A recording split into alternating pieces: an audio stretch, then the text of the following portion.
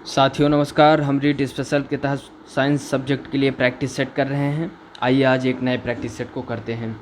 यदि किसी घन के आयतन और पृष्ठ क्षेत्रफल को निरूपित करने वाली संख्याएं समान हो तो उस घन के किनारे की लंबाई की माप क्या होगी।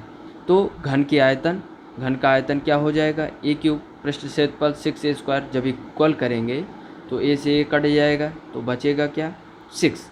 तो ये जो है हमारी लंबाई माप की इकाई हो जाएगी। ऊर्जा संरक्षण का आशय है तो ऊर्जा का ना तो सृजन हो सकता है और ना ही विनाश हो सकता है। तो इसमें बताना है परम शून्य ताप क्या है। तो परम शून्य ताप क्या है, सैद्धांतिक रूप से न्यूनतम संभव तापमान जो है ये हमारा परम शून्य ताप कहलाता है। अगले क्वेश्चन की बात करें, गर्म करने से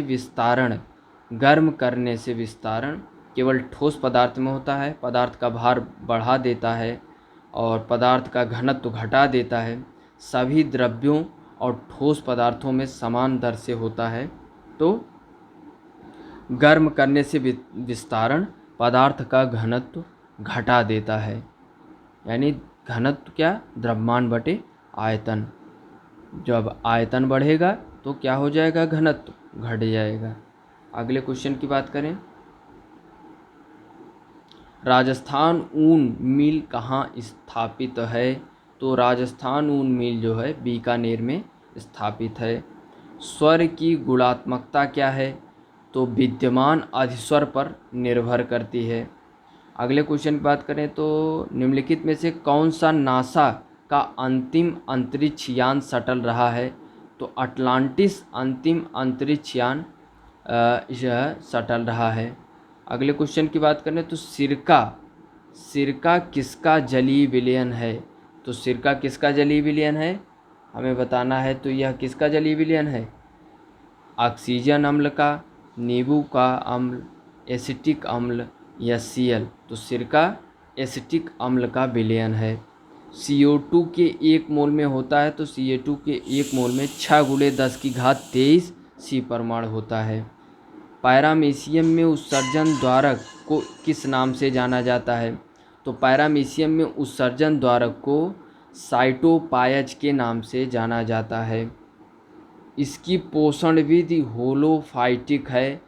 तो यूग्लिना की पोषण विधि होलोफाइटिक है।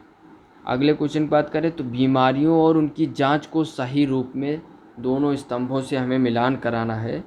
तो बिडाल टेस्ट है, डिक टेस्ट है, टोर्निकेट टेस्ट है, आर फैक्टर टेस्ट है, एलिसा टेस्ट है। तो इसमें से कौन सा हमें सही है, तो इसमें हमें बताना है। तो बिडाल टेस्ट किससे हो जाएगा, बिडाल टेस्ट हो जाएगा हमारा टाइफाइड से।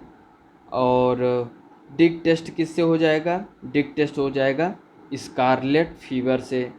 और टोर्निकेट टेस्ट किससे हो जाएगा, तो टोर्निकेट टेस्ट ये किससे संबंधित है, तो ये जो है हमारा डेंगू बुखार से संबंधित है। आर फैक्टर तो गठिया से संबंधित है। एलिसा टेस्ट, तो एलिसा टेस्ट किससे संबंधित है, तो एड्स से संबंधित है। अगले क्वेश्चन की बात करें, मादा जनन पथ में पहुंचने के पश्चात मानव शुक्राणु अपनी निषेचन क्षमता सुरक्षित रखते हैं। तो कितने दिनों के लिए, 1 से 2 दिनों के लिए। वह सीमा जिसके बाहर तारे आंतरिक मृत्यु से ग्रसित होते हैं कहलाती है। तो वह सीमा जिसके बाहर तारे आंतरिक मृत्यु से ग्रसित होते हैं कहलाती है चंद्रशेखर सीमा। तो इलेक्ट्रॉनिक संचार प्रणालियों में शोर निम्नलिखित में से किसे संदर्भित करता है, तो किसे संदर्भित करता है, अवांछित सिग्नल जो संदेश सिग्नल के प्रसारण और प्रसंस्करण में बाधा डालते हैं। कानों को नुकसान पहुंचाने वाला तेज संगीत, ऐसी ध्वनि सुनना जो सुनने योग्य नहीं है। अवांछित संवेदनाओं जो संदेशों में बाधा डालती है। तो अवांछित सिग्नल्स जो संदेश सिग्नल्स के प्रसारण और प्रसंस्करण में बाधा डालते हैं। अगले क्वेश्चन की बात करें तो निम्न में से क्या उच्च प्राथमिक स्तर पर विज्ञान शिक्षा का उद्देश्य नहीं होना चाहिए। तो विज्ञान शिक्षा का उद्देश्य नहीं होना चाहिए, क्या नहीं होना चाहिए, जीवन के प्रति झुकाव और सहभागिता के मूल्यों का विकास करना, वैज्ञानिक स्वभाव का विकास करना, अवधारणाओं की पाठ्यपुस्तकीय परिभाषाओं पर बल देना, बच्चों की प्राकृतिक जिज्ञासा का पोषण करना। तो अवधारणाओं की पाठ्यपुस्तकीय परिभाषाओं पर बल देना। एक शिक्षक किसी अधिगम उद्देश्य को इस प्रकार बनाता है: सरल विद्युत परिपथ का उपयोग करके किसी युक्ति का निर्माण करना। यह अधिगम उद्देश्य नीचे दिए गए किस संज्ञानात्मक प्रक्रमण से सुमेलन करता है? तो समझ, विश्लेषण, सृजना, स्मरण। तो सृजनात्मक जो है इसके लिए प्रक्रमण सुमेलन करता है। अगले क्वेश्चन की बात करें तो कौन सी एक मिश्रित योग्यता वाली कक्षा जिसमें विद्यार्थी संज्ञानात्मक विकास के विभिन्न चरणों में है के लिए सर्वाधिक उपयुक्त होगी? प्रतिभाशाली विद्यार्थियों के लिए बेस्ट अनुदेशन, अलग से शिक्षण की योजना, विद्यार्थियों के बुद्धि लब्धांकों का औसत निकालकर उसके अनुसार शिक्षण की योजना, मूर्त वस्तुओं को शामिल करके हाथ से की जाने वाली गतिविधियों द्वारा अमूर्त संकल्पनाओं का सरलीकरण, और पियाजे द्वारा बताए गए संज्ञानात्मक विकास के 4 चरणों के अनुसार कक्षा का 4 समूहों में पुनः वर्गीकरण। तो मूर्त वस्तुओं को शामिल करके हाथ से की जाने वाली गतिविधियों द्वारा अमूर्त संकल्पनाओं का सरलीकरण। अगले क्वेश्चन की बात करें तो कौन सा एक अच्छी विज्ञान कक्षा की ओर संकेत करता है? शिक्षार्थी स्वयं अपने प्रयोग करते हैं और अपने अवलोकन को दर्ज करते हैं। शिक्षार्थी शिक्षक द्वारा दिए गए निदर्शन प्रदर्शन का अवलोकन करते हैं और उसके चरणों को लिखते हैं। शिक्षार्थी अधिक प्रश्न पूछने के लिए स्वतंत्र हैं। शिक्षक शिक्षण के लिए पाठ्यपुस्तक के साथ साथ विविध संसाधनों का उपयोग करते हैं। तो अच्छी विज्ञान कक्षा की ओर संकेत करता है कि शिक्षार्थी शिक्षक द्वारा दिए गए निदर्शन प्रदर्शन का अवलोकन करते हैं और उनके चरणों को लिखते हैं। अगले क्वेश्चन की बात करें, एक शिक्षक कक्षा का आरंभ एक दिए गए भोजन के नमूनों में मंड का रासायनिक परीक्षण का प्रदर्शन करके करता है। तो उपयुक्त कथन में से रेखांकित शब्द में से संबंधित संज्ञानात्मक प्रक्रिया है। तो ये जो है अनुप्रयोग करना संज्ञानात्मक प्रक्रिया है। कौन सी गतिविधि बच्चों में सक्रिय अधिगम का प्रावधान नहीं करेगी? तो कक्षा में व्याख्यान सुनाना ये जो है सक्रिय अधिगम का प्रावधान नहीं करेगी। अगले क्वेश्चन की बात करें तो एक शिक्षिका कक्षा 6 के विद्यार्थियों को हवा के गुण पढ़ाने के लिए समूहों में क्रियाकलाप करवाने की योजना बनाती है।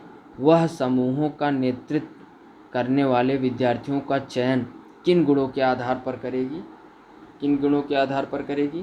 तो योग्यता अनुसार भूमिका देना, प्रोत्साहित करना, वह सभी समूह सदस्यों के साथ समन्वय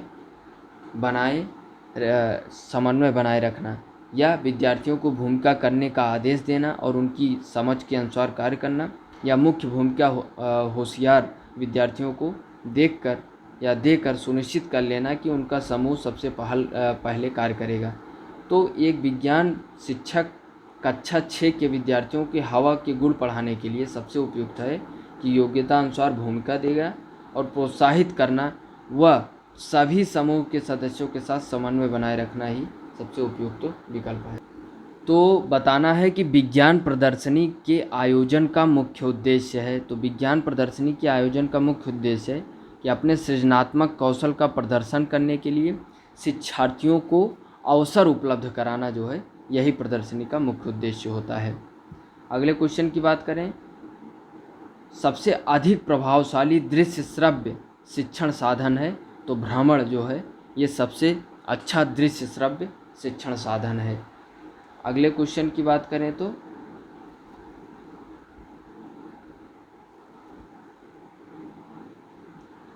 वायरस को जीवित और अजीवित चीज़ों के बीच सीमांत की तरह रखा जाता है क्योंकि वे स्वयं को द्विगुणित करने में सक्षम होते हैं। पोषक होस्ट के शरीर के अंदर का क्रिस्टल की तरह है, केवल पोषक होस्ट के शरीर के अंदर ही रहते हैं, आदिम जीव होते हैं। तो इसको हमें बताना है कि वायरस को जीवित और अजीवित चीज़ों के बीच सीमांत की तरह रखा गया है क्योंकि केवल पोषक के शरीर के अंदर ही रहते हैं, इसलिए जो है उनको ऐसा जीवित और अजीवित के बीच सीमांत करके रखा गया है। यदि पृथ्वी का द्रव्यमान वही रहे और त्रिज्या 1% कम हो जाए तब पृथ्वी के तल पर g का मान 2% बढ़ जाएगा क्योंकि dg/g।